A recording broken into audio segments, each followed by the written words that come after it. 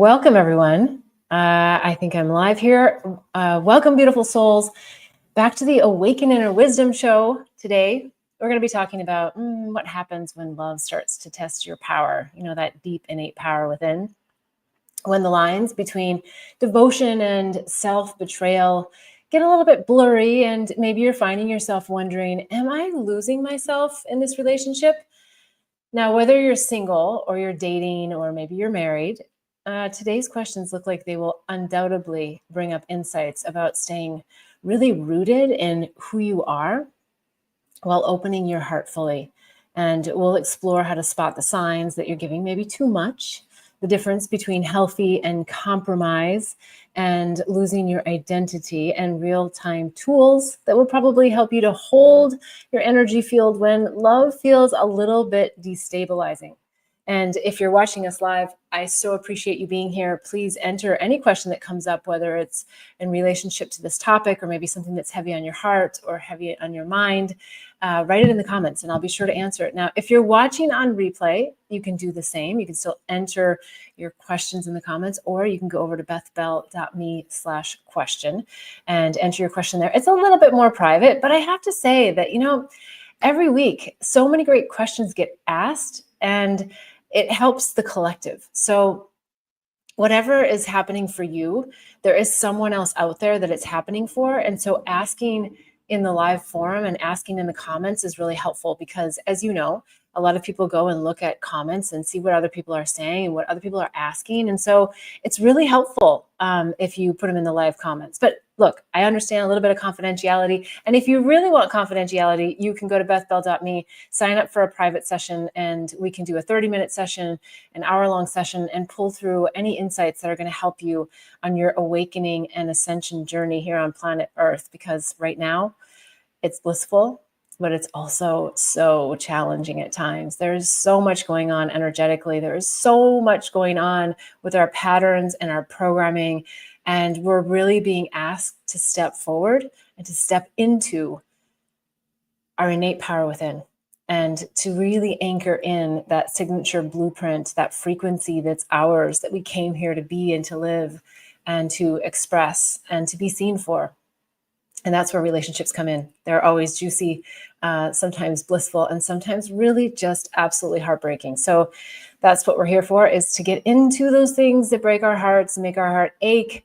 And relationships are the perfect mirror to help us understand so much about ourselves. So without further ado, I'm going to jump in and get going with the questions that were submitted. So thanks for joining in live. I always love to have you here.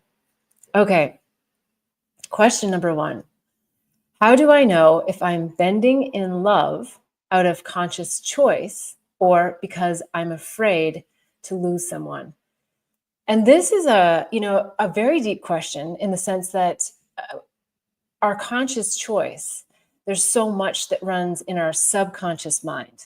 And that's where we always want to get to, is like, what is the blocks that we're putting forward for ourselves to really have the breakthrough, to be who we really are, to remember our divinity and our wholeness.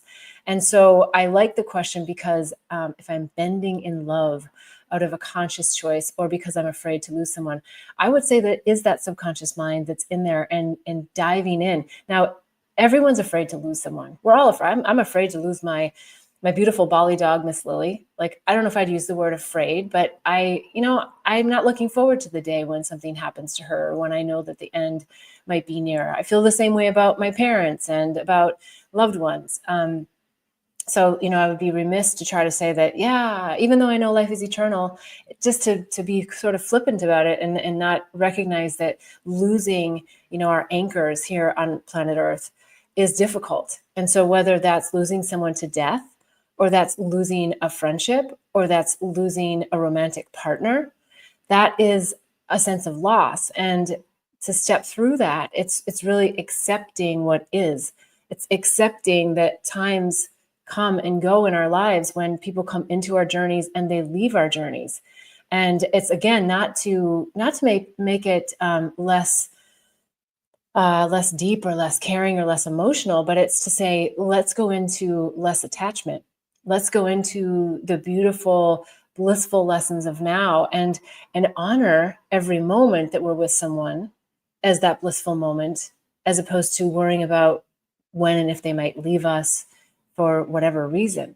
So I think for you, the fact that you're asking the question about, or is it because I'm afraid to lose someone? Yes, of course, you're afraid to lose someone. But if we're getting very specific about the relationship, and if you're on with me live, please jump in and provide more insights as to, maybe something that you're going through. But when you say bending, we're always, oftentimes, as empaths, as awakened beings, wanting to be a mediator and wanting to ensure that other people are also happy, wanting to take into account people's thoughts and feelings. And so I think that's the word bending, like I'm bending. And so I don't think we really want to bend. I think we want to flex and we want to flow. And whenever that flow doesn't feel resonant, when you're not feeling like, whoa, okay, this is easy. It doesn't mean all discussions are easy. It doesn't mean that sharing ideas that might be different is easy, because you're working on each one of your perspectives and trying to come to a common place. But that's the core of it, isn't it? It's where we listen. It's where we tune in. It's where we hear ourselves speaking and where we hear ourselves listening. And then, not from a place of judgment, but a place of observation. Is that other person doing the same amount of listening, doing the same amount of talking? And I think that's where you're really going to find, what is the dynamic of this relationship? Where am I really with my resonance for this person? And I think today, based on the questions that came in, we're going to talk a lot about resonance. It's something that is so important for all of us to really anchor in, tune into, and know our own resonance, and then also look at someone else's and say, where are we on this? Okay, so I think we've gotten through that one. So yeah, the conscious choice is, I just want to go back to that I think it's oftentimes it's that subconscious. It's not necessarily feeling like a choice, because it's a program running in the background and you're getting to it. You're getting to, like, what is the juice here? What is the nugget? And I know we're going to get into this even deeper as we go along here. So I always love your comments in the comment section. So if something hits you, or you, it spurs something more for you, please don't hesitate to write it in the questions. Okay, question number 2. What are the early warning signs that I'm slipping into self-betrayal in a relationship? Now, oftentimes we don't see self-betrayal because we see it as giving. We see it as being compassionate. We see it as being empathic. We see it as, I've done the work and I'm here to help others. I'm here to help others do their work. And while that can be true, the anchor and the weight always needs to be in, where's my work? What am I calling them in for? What's the mirror that they're reflecting to me? And that's really where the early warning signs come in, is people tell us, like the book Blink by Malcolm Gladwell comes in, where he's suggesting that, in a blink of an eye, like, intuitively, like the gut feeling, that intuition that speaks to us. And man, we override that time and time again, because we have oftentimes, and it's different for everybody, but a fantasy about what it is that we want and what we want that other person to be. And they have a fantasy too. So there's two fantasies coming together, floating, meeting. And I've talked about this many times, but the chemistry that can come together, the stronger the chemistry, oftentimes the deeper the wound that's ready to come forward. And so when we get that chemistry, it can become a little bit mesmerizing.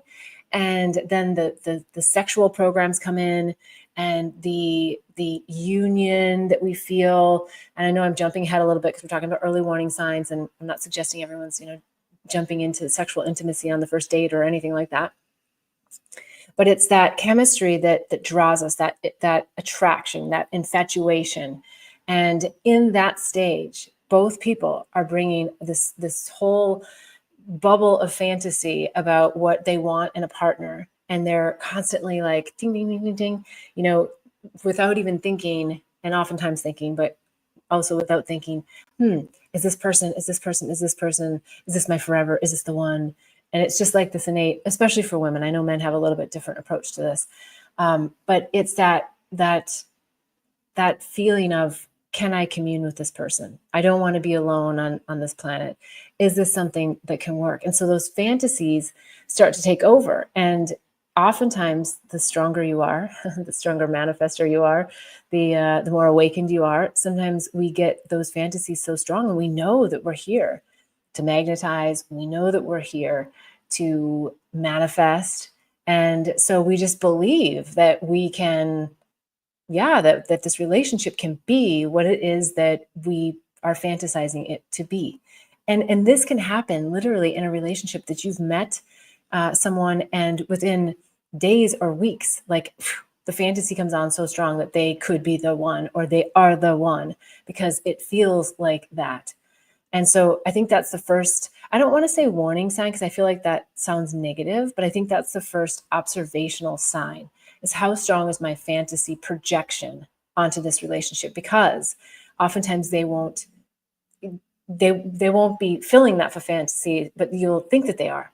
And so the second thing, which is what I started with, was blink, right? The intuitive feeling. So you got to make sure that you're feeling the intuitive feeling as opposed to the fantasy feeling, because that fantasy, it is so strong. And even if you do fall into this and you completely ignore your intuition, you're like, yeah, I saw that red flag. Yeah, I saw that warning sign, but yeah, I'm going to go for it because X, Y, and Z is there. And yeah, not everybody's perfect. It's true. None of us are.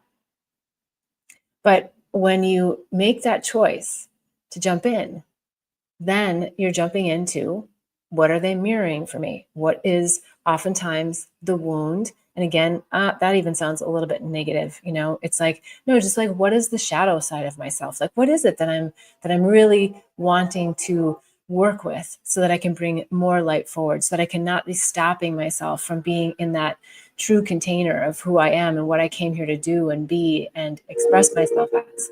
And so that first few moments of meeting someone is so critical to tune in to your gut. And it might be that it's in that moment where you just go, wow, I'm feeling the excitement. And it could be as simple as just taking that deep breath in, that maybe not like that in front of them, but you're taking the deep breath and you're just feeling your feet on the ground and grounding yourself in, so that you can really listen to the energy between the words. Because people are so miraculous. We are all miraculous at telling people our own fantasies of who we want to be and where we want to be in our lives. And that's oftentimes not exactly where we are. It's not because you're trying to lie, and sometimes it is. Some people are trying to lie. But oftentimes it's just that, we're wanting to show our best self. And then, when some of those walls come down, then we start showing all parts of ourselves, which is great. So it's all good. It's all good, whether you fall into the fantasy or you fall into the real grounding and the knowingness of what you think about the person. So don't judge yourself. I've done this so many times, and probably will do it so many times more, but it's where you just really know that you can help the other person. You can be in that blissful place with that other person, and that you got this. And I'm just going to say that you do have it. You do have it, but it's always got to come back to you first, and back to, what is that anchor? What is that knowingness that I have, that intuitive feeling about what they're telling me, and the energy between the words. And that is where the juicy nuggets are. It's the body language, it's the eye contact, it's the general feeling that you feel with them. Because if you move too quickly, as I was alluding to earlier, into that chemistry part, that entanglement happens so fast. And again, I don't use entanglement as a bad word. I just mean that you really do start getting very connected, and you start bonding, because that's what we want to do as humans. We want bonds. Bonds are great. Bonds are healthy. But they oftentimes start out with the intention of being healthy, but then they become unhealthy because we've ignored an aspect of our knowingness that's deep within, guiding us along the way. But again, do not be hard on yourself, because even if you ended up in the wrong relationship, it was still the right relationship for you in that moment in time, because there was something that you called them in to help you learn. And I talk about all of my, look, I talk about all of my missteps, but they're not mistakes. They're just like, oh, and I stepped there, and oh, and I stepped out of here. With all my relationships, like some are so incredibly embarrassing and like beyond embarrassing that I went back and back and back. But I wrote the book. It's in my book, Angels, Herpes, and Psychedelics. I wrote it because Spirit said, yeah, you got to share some of those most vulnerable moments, those times when you look back now and you go, oh man, why did I do that?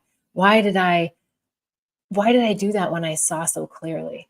And so I think that is the journey that we're all on, is to help each other grow. And if you're watching the show, I know you are an awakened soul deeply in the journey and wanting to learn all these juicy nuggets from relationships and wanting to not be the victim and wanting to be the forgiver and wanting to still enlighten yourselves and others. We always have to go home first. And by doing that, we start to attract people that want to be on that journey home, as opposed to the wavy road that gets us a lot of trauma, drama, and heartbreak, which again, there's nothing wrong with any of those things. They're all part of our journey. Okay, I'm going to move on to the next question. But again, if you have any thoughts on that, I'd love to hear you in the comments section. Okay, next question. How can I stay grounded in who I am when my partner's moods or opinions feel overpowering? What comes forward on this is the inner child. I think the inner child is where you might want to spend some time, is grounding in to, because you're saying your partner's moods and opinions feeling overpowering. So they're needing the attention. And if you can walk up to them and say, hey, I see you're feeling this, or hey, even if you feel like it's being projected onto you, which oftentimes it is, but if you can walk up to them and say, hey, I see you're feeling this way. Gosh, that must be so challenging right now. Is there anything I can do to help you or support you or, anchor you back in? And that oftentimes can help flip the switch for people to say, yeah, I'm really in a funk. Thanks. I'll get through it. Whatever their response is going to be. But you showed up for them. You showed up for the bad mood, because that's what relationships are also in our lives for, is to be there during the bad moods. Now, the thing about this is that when you're saying overpowering, it means that sometimes our partners are putting too much emphasis on their own needs, too much emphasis on their own outbursts, too much emphasis on their pain and projecting their pain onto us and wanting to have us almost suffer with them, oftentimes, most times unknowingly, and that can become a very detrimental issue in the core part of the relationship, because there is a sacred contract between the two of you, a sacred container that you are wanting and needing to hold. It's really what a relationship is holding on to the sacred container where your love and their love can be combined into a beautiful, blissful ball of light, if you will, that glows between the two of you. And so that is something that you want to identify, whether it is just an absolute complete projection onto you, and whether you need to just let them be in their own space. Like, ground yourself by saying, I see where you're at. I love you. I'm going to let you deal with this part of you in this moment, and I'm going to go do something else. I'm still here, but I'm going to be somewhere else. And so if the first approach that I mentioned doesn't resonate or doesn't work, or again, you feel like they are just way over the line in their projection and being that too powerfulness, then that's a good sign for you to take your power back and say, okay, I'm out temporarily, and I'm going to remove myself from the situation, and we will reconvene when you've had a chance to calm yourself. And if they don't want to calm themselves, then that's a whole nother story. That's a whole nother aspect of the relationship that you need to dive deeply into. Okay, let's keep moving along. We've got some great questions here. Is it possible to merge lives with someone without merging identities, and how? Yeah, actually, I think that this is really important, that if you're merging your life with someone, that you're not merging your identity, because that creates an unhealthy hook and attachment. Yes, it's fine to be, hey, I'm married to so-and-so, or hey, I'm in partnership with so-and-so, and looking at that relationship as that sacred container, that sacred contract that we just talked about. But it's also that you have your own identities, and there's dependence, which is not a place that you want to be with someone because you're super dependent upon each other. And there's interdependence, and there's independence. And if you're too independent, then you're not overlapping your bubbles. You're not overlapping your energy fields. You're not overlapping your identities. But if you're interdependent, it means like, hey, I can show up for you. I'm here for you when you need support. And the other person is the same, where you're available, but you're not unhealthily attached to each other to where there's hooks, like, you have to be here for me, or that feeling like I need you to do this for me. It's like, sometimes I know we all have that feeling. It's just that we have to come back to anchoring in to ourselves and to asking source to help us. Because if we're relying on someone else to help make us feel better, then that becomes a very unhealthy, codependent relationship where it starts to spiral in a way kind of quickly that gets you really entangled in a way that's very difficult to unravel later on. Very difficult to get back to the core of whatever the issue was, because there's so many things now wrapped in that whole yeah, I don't know, I'm just getting the image of like a bunch of yarn that's wrapped, like there's a bunch of different colors of yarn. And so it starts to become really constricting because there's nowhere to go. It's just like, wow, we can't even get back to the core of the discussion because there's so many things that are wrapped up in this.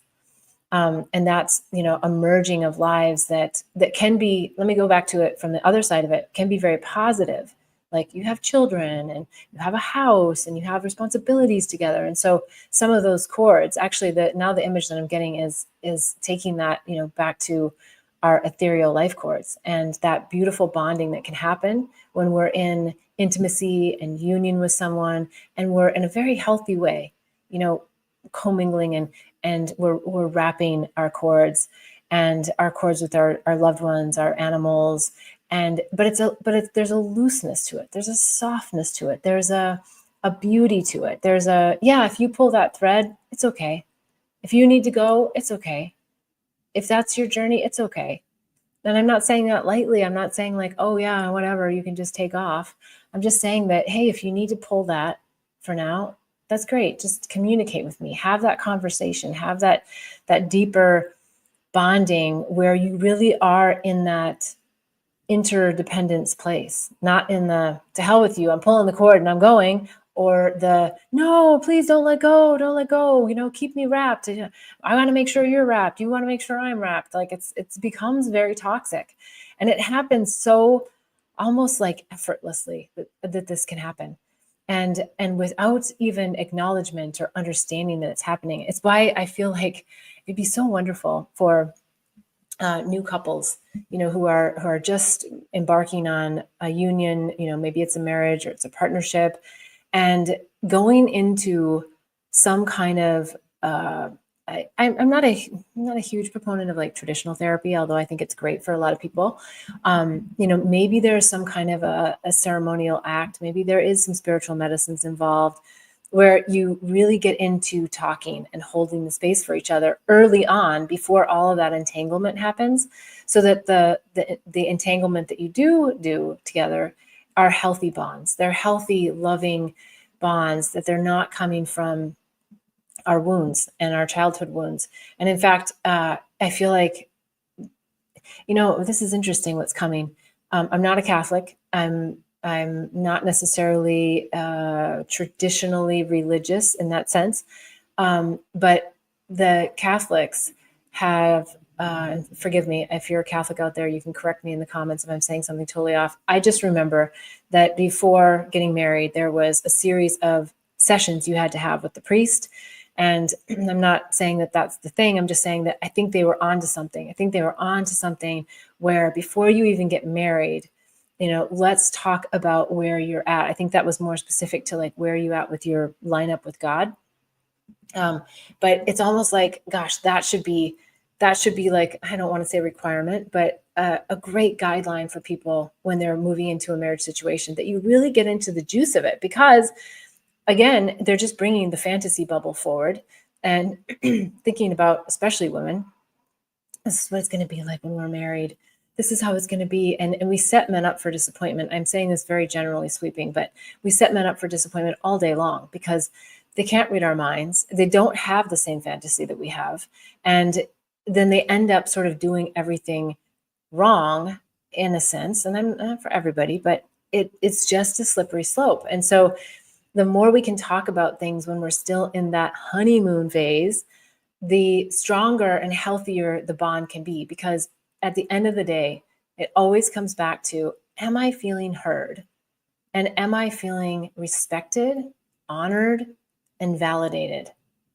It doesn't mean, validation does not mean that the other person agrees and you're right and they're wrong. It doesn't mean that at all.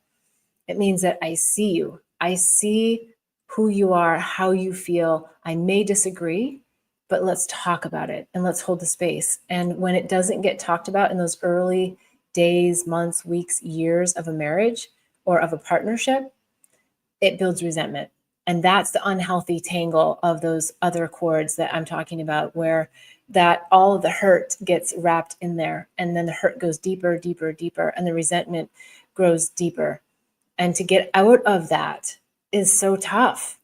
It doesn't have to be, but oftentimes it is, because it requires a commitment and a devotion to each other and to that sacred contract, to that ball of light that exists between the two of you.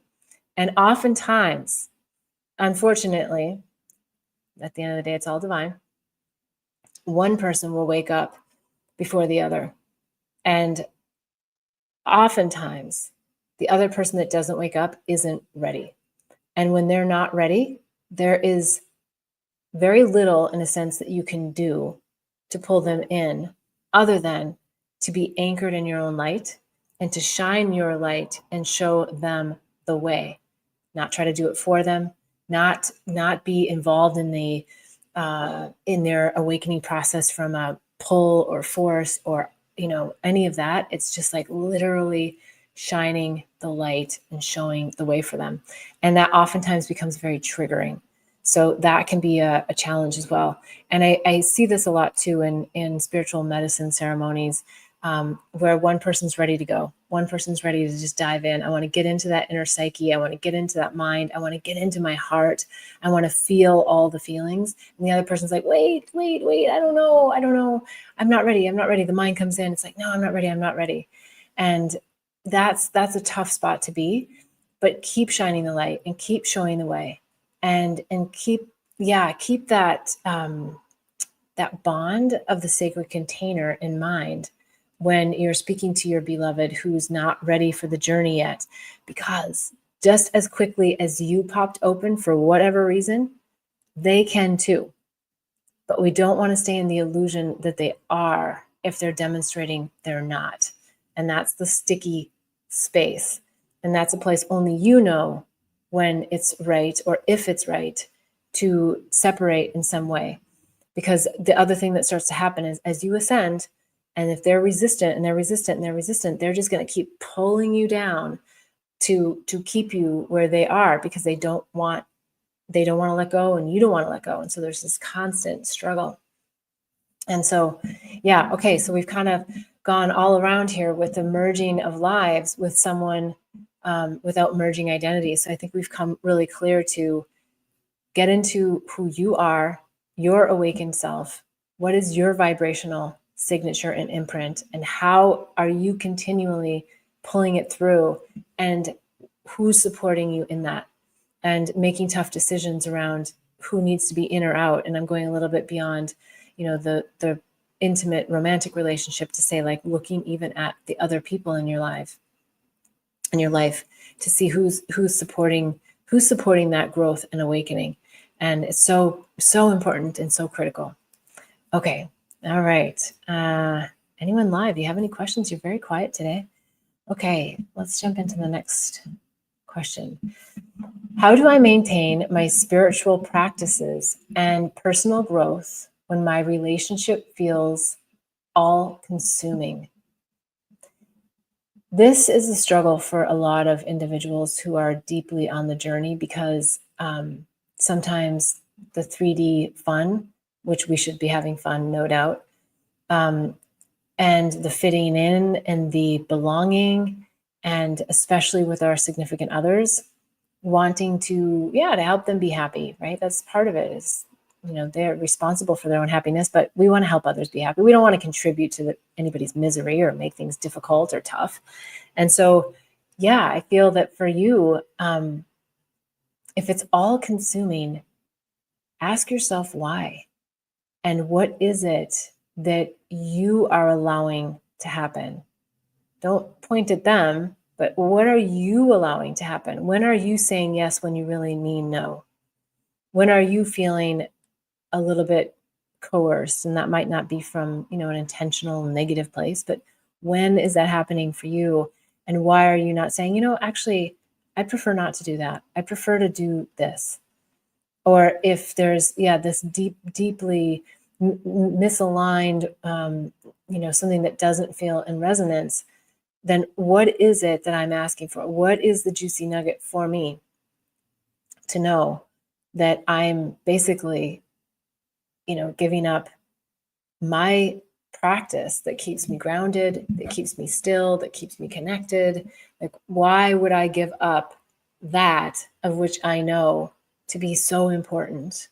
And even if it's not a relationship, I mean, this has happened to me a lot where I will go for, days and not do my meditation. And I'm like, why am I doing that? It's like, I know the power of meditation. I know the power of sitting and tuning in and going deep and anchoring. And yet I find myself distracted, whether it's with a beloved or a friend or whatever, because I want to go for the fun. And again, there's nothing wrong with fun, and fun is something we need to do more of, but not in the face of losing our grounding tools to keep the peace. And so whether it's a beloved that is kind of, overpowering, and helping to make the situation feel like you're on a fast train when maybe some days you need to be on the slow train, you still made a choice to get on that train. And so then you have to go back and say to yourself, well, wait, why did I make that choice when I knew the slow train was what I really needed today? And so anchoring back into the truth for you is where you're going to find all of those answers. Okay, let's go on to the next one here. What role does my nervous system play in whether I can hold my boundaries in love? Yeah, hold my boundaries in love and also hold my boundaries in fear, because it's either love or fear. And your nervous system is speaking to you. A lot of us have numbed it, dumbed it down. Because we didn't want to feel, we didn't want to experience the anxiety. We didn't want to lose control.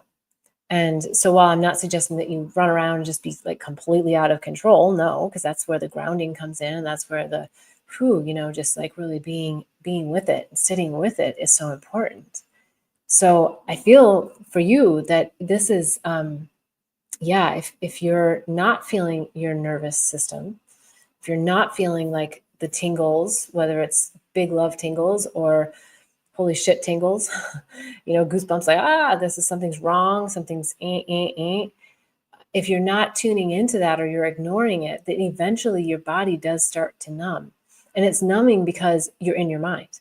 Your mind is taking over the narrative. Your mind is telling you stories. Here, I got an example, actually. This was so fascinating. I was recently in Hawaii and I went out swimming I don't even know, it was a little ways. It didn't look that long, but once I got out there, I was like, wow, this is kind of a little ways out to this little floating island thing that people are on. Well, the first day I went, there was people on the floating island. So when I went out there, I chatted away and whatnot. And then at one point, I almost said, there was two teenagers and a father, and we were chatting, and I said, I didn't say this, but I want to say, oh gosh, did you guys hear about the shark alert? And but I didn't say it because I was like, yeah, that's mean, right? That's mean. And And I was joking, and I did not feel any fear at all about a shark or anything like that. So I swam back, and then the next day I went out and there was nobody out there. And as I was going out, I was like, wow, this really is a little bit far. So happy to do it, happy to be able to do it. And as I was starting to get out there, I realized, gosh, there's nobody out there. So like, if something happens to me, like, I, I don't know, it just felt like I was kind of alone out there. And then as I approached that little island, and I was sitting there with my arm on the floaty, and I was like, all of a sudden I was scared of a shark. I'm like, how does that happen? And the point of me telling that story is how the mind has such power if we give it power. I literally had to breathe through the fear of a flipping shark. This is not even an area where they have many sharks, but I had to ground myself back because the anxiety, before I knew it, like I wasn't like out of my body anxious, but I was like, I got to get to this before my mind really starts piling it on, right? You never know, like a official jump or something. And then, oh my God, something's happening.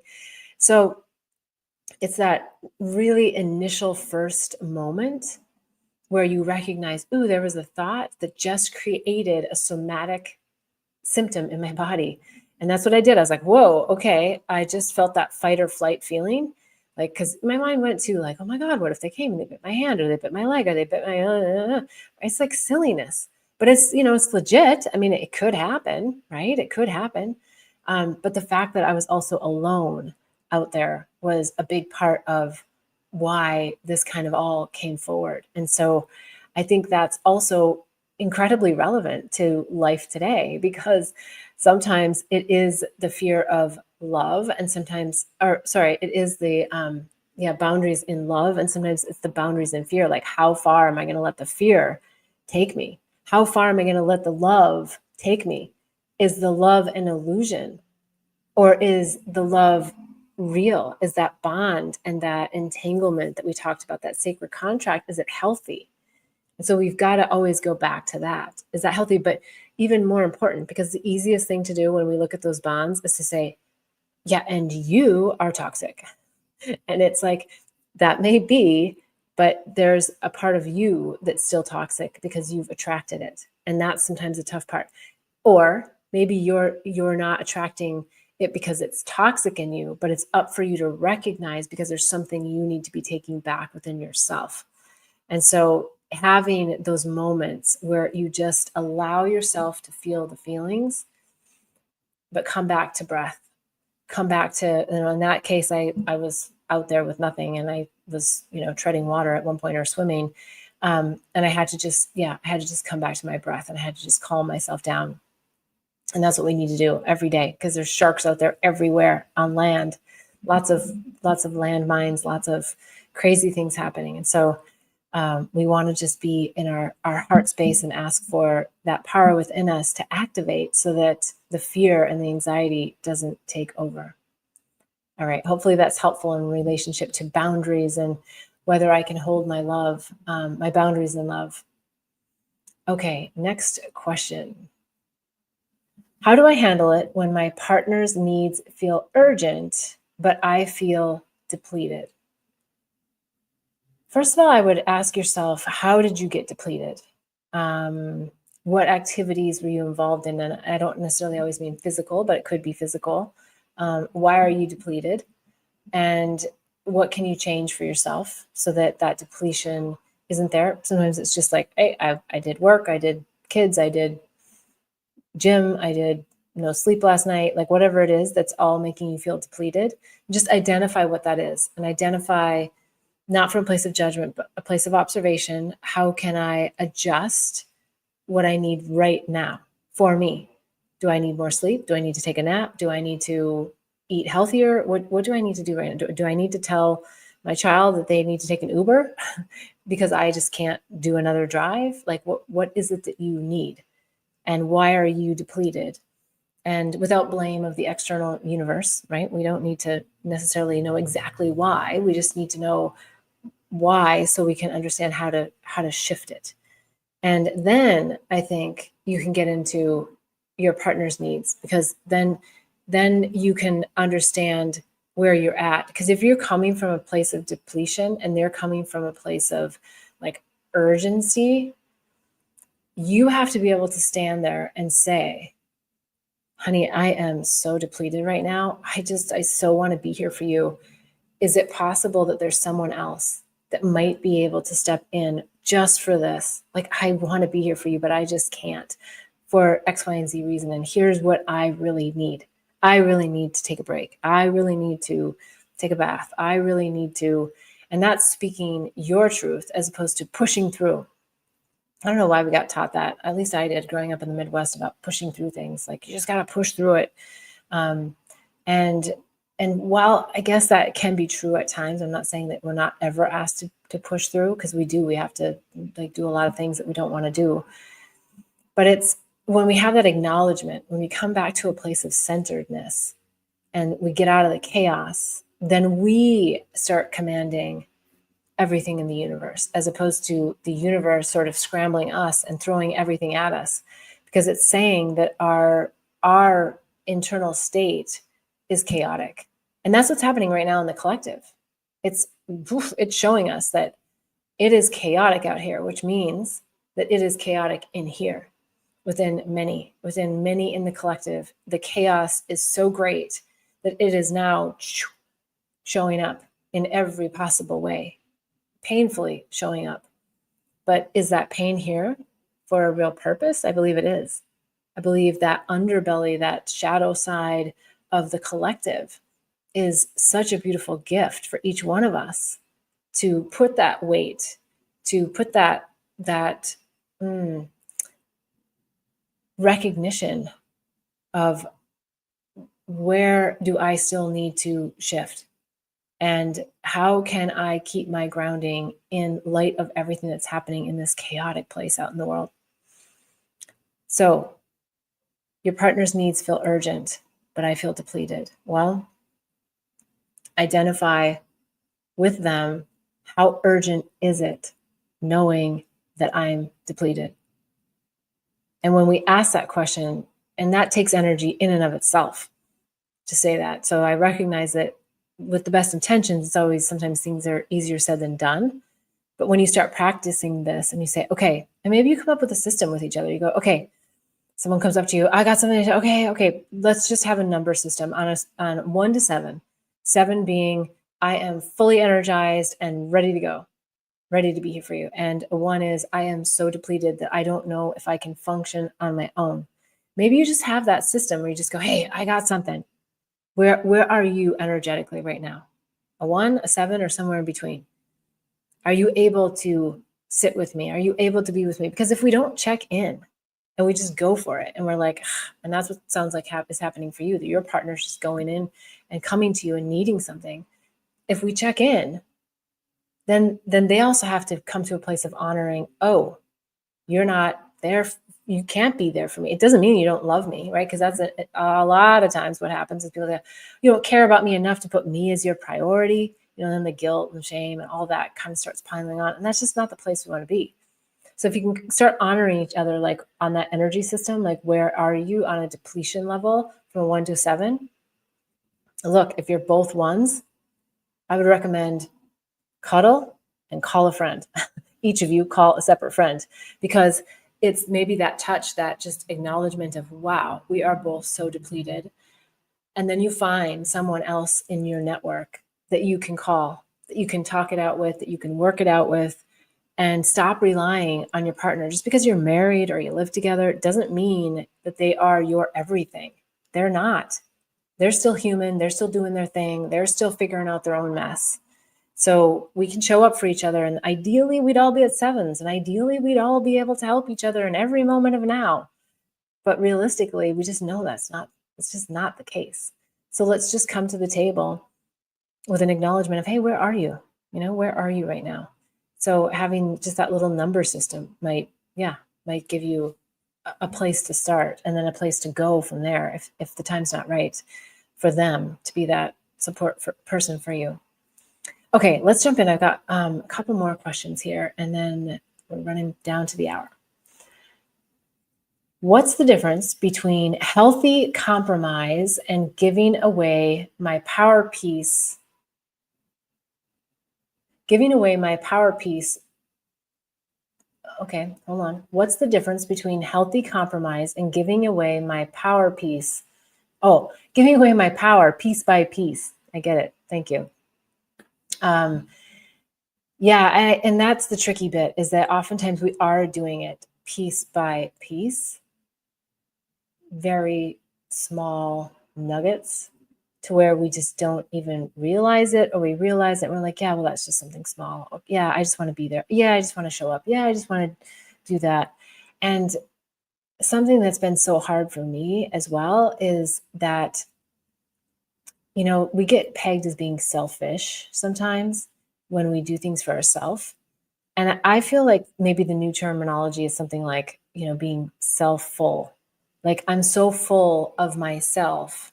That even sounds negative, doesn't it? But I don't mean it that way. I mean it like, I am so full of my own energy and my own beingness, that I'm going to make the decisions that are best aligned for myself, but that I also know will help support the sacred container of whoever I'm in relationship with, whether it's, a beloved, a family system, right? So you're still anchoring in a place of empathy and compromise for everyone else, but you really are putting your own oxygen mask on first, because you're looking at, what are my needs, not from the ego, from an energetic, somatic, nervous system perspective. What are my needs, and how can I be self-full, not selfish? Selfish means you're like absolutely not looking at anybody else. Self-full is like, how can I be full of myself so I can show up for everyone in the best way I can? And even when you can't, you can acknowledge, hey, I'm not in my best self right now. I'm really just trying to go back to that wholeness, that stillness within me, so I can be here for you too. And I think if we just practice this, we find that, yeah, we don't really have to compromise. We can be in our power, and we can straddle our own chaos and someone else's chaos in a very calm way. It's not always a fun way. It's not always an easy way, but we can come back to that calmness that doesn't lead to the blowups. It doesn't lead to the lack of respect, that leads to the deeper bond and the deeper love that is innately within us, and innately what we actually want in life. All right. I think that concludes for today. I so love when you are on with me live. I love to hear your comments about your questions or anything that we've covered today. If you liked anything of what was said, please like the video, like and subscribe to the channel. I love having you here, and you'll get all the notifications of when I go live next time. But every Sunday, 11:11 a.m. Pacific time, we're here live at Awaken Inner Wisdom. I'll cover off on anything that is on your heart and in your mind that you really would like to get some insights on and to let go. Thank you, Heart Traveler. I appreciate your gratitude. And if you want more resources, you can go over to bethbell.me. I've got the Awakening and Healing Handbook. We've got the Angels, Herpes, and Psychedelics book. And of course, if you want to work more closely with me and you want more support, there's sessions you can sign up for, whether it's 30 minutes, 1 hour, or even my monthly VIP Intuitive Soul Advising Program. And there is the Awaken Inner Wisdom membership. So that is a place where we can go deeper, we can have more dialogue, and it really helps for all of us as we're working this journey home together, to awaken through each other and through relationships. So I hope to see you in the Awaken Inner Wisdom membership. I hope to see you next week, and I can't wait until we meet again. And until then, I'm wishing you much bliss and love on the journey. Namaste.